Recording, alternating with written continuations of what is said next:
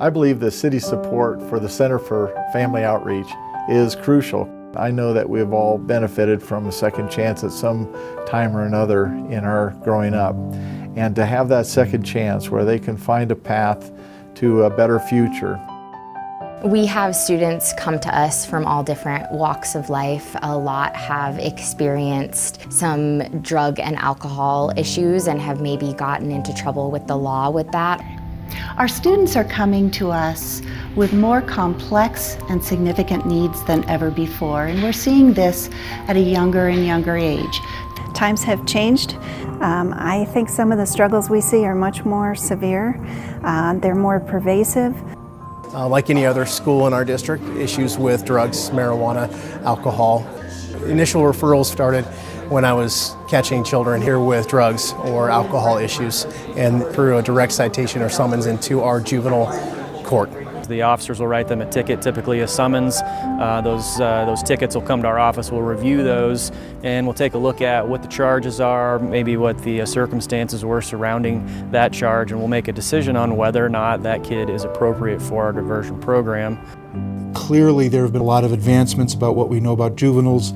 A lot of kids that used to have to go to court are now getting diverted. And the reason why diversion is available is because, first of all, we got a place to send them, the center, and second of all, we got a district attorney's office who's willing to give them a shot at diversion as opposed to bringing them into court first. It really can be a turning point in a child's life. A lot of the kids that we're seeing are, early teens. They're trying to figure out who they are and where they're going to go, and they make bad decisions.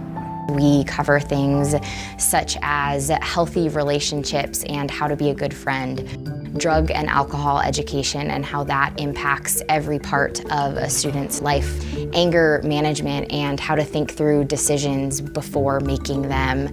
And in exchange for that work that they do at the center, there won't be a case coming into juvenile court. They will never see a juvenile courtroom.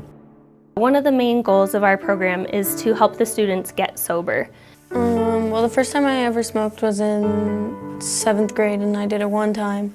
And then I thought I would never do it again. And then in 8th grade, I started hanging out with people who like to smoke weed.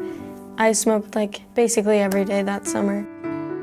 I got a phone call saying that Lexi and her friends had been in trouble at school, and there was going to be some legal ramifications. This is a cheerleader, this is my daughter, there's so many things that went through my head, and this just can't be, happening.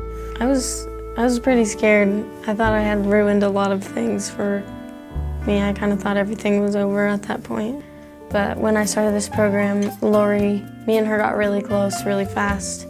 She's just super cool, coolest lady I've met.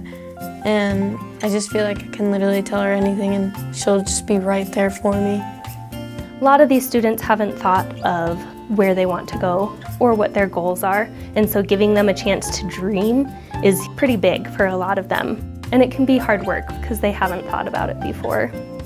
The early intervention piece is absolutely huge in what we do here at the center. As a school resource officer, you get to know a lot of these kids who are just entering their struggles with drug or alcohol use, and they come to you with their problems and ask for guidance and assistance.